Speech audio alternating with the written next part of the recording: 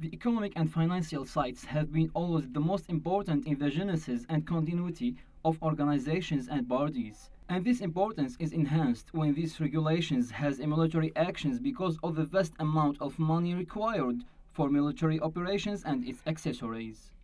That requires some sort of allegiance to any particular fund provider as a giving back and recognition of the importance of this body in the survival and evolution of this organization.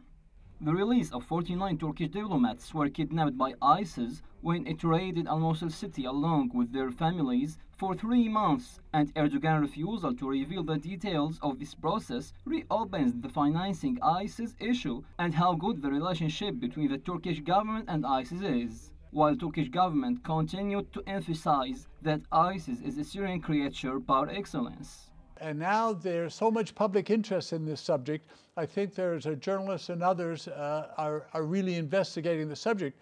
And one imagines that before long, we will have more specific information about the degree to which the Turks are facilitating the entrance and the support of ISIS. I think there's a factor of exhaustion within NATO, as there certainly is in elements of the American government, with all the events that are taking place over here and the complexities, that I think that there just hasn't been the focus, because the preoccupation with Europe and America and others are on other aspects. It's no secret to any observer that selling the Syrian oil by ISIS to the Turkish government was one of the main sources for funding the organization. And of course, this source is conditional by the Turkish facilitating, which has spared no effort in this regard.